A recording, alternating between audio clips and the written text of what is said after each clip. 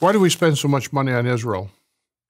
Over my decades of military service, as the Deputy Commander of the United States European Command, and now as a security advisor, I've often heard people make this complaint. The truth is, we don't spend enough. We should spend more, and for purely selfish reasons. Every dollar we spend on Israel is a dollar spent, in effect, in our own defense. As a value proposition, it's all in America's favor. Let me explain, but before I do, let me just say this. I can easily defend why America supports Israel on moral grounds alone. I've been there on numerous occasions. It's a good and decent country. Given the neighborhood it lives in, I find that both remarkable and admirable. But I will make this argument solely on the basis of America's security. Our partnership with Israel is unique.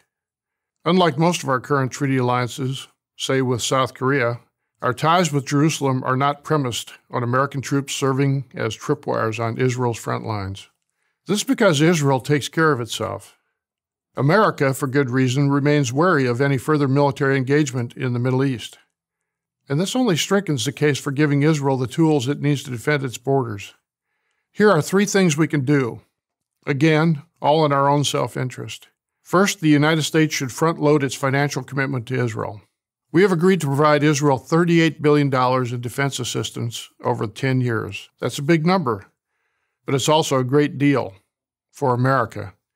In addition to giving Israel the financial wherewithal to purchase the weapons it needs, it also benefits the American economy. Under the agreement, Israel must spend these funds on U.S. products, and it's happy to do so. Without adding a cent to the total, the United States should front-load this assistance to reflect the changing strategic situation in the Middle East, specifically the rising danger presented by Iran and its proxies, Hezbollah and Hamas. An accelerated timetable would allow Israel to acquire critical capabilities like more F-35 attack squadrons, more refueling tankers, and more precision munitions.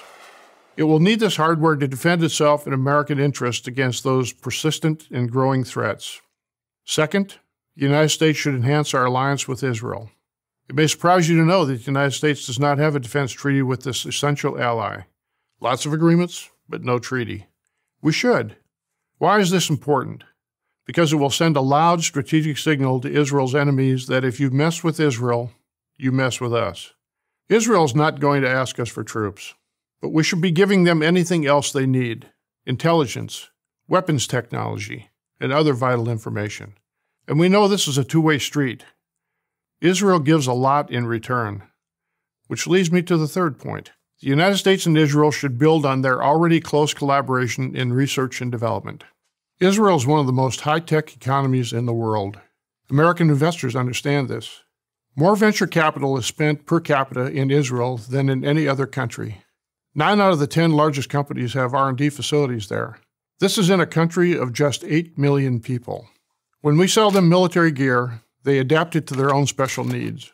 The American military, in turn, benefits from these innovations, especially in the area of desert warfare. Indeed, President Obama's Defense Secretary, Ashton Carter, made this point.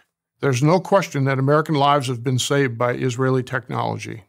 There are many cutting-edge projects we can work on together, such as directed energy weapons. This new form of cannon emits highly focused energy to neutralize targets. Such weapons will be needed to counter the spread of cheap, deadly, and plentiful mortars and drones from Iran and other bad actors.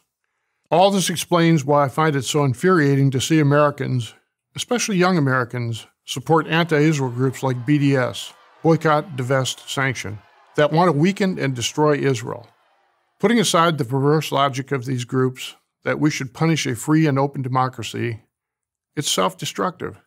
Israel is on the front line of terror. They, not us, are within missile range of Iran, Syria, Hezbollah, and Hamas. To the extent these enemies of freedom are held in check, they are held in check by Israel. And they ask from us not one U.S. soldier, only for military aid, which they spend on American defense products to help defend American interests. We should give them that aid without reservation. Sure, it costs us treasure, but it saves us blood, our blood. It's also the right thing to do.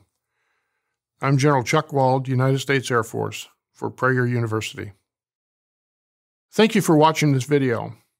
To help keep PragerU videos free, please consider making a tax-deductible donation.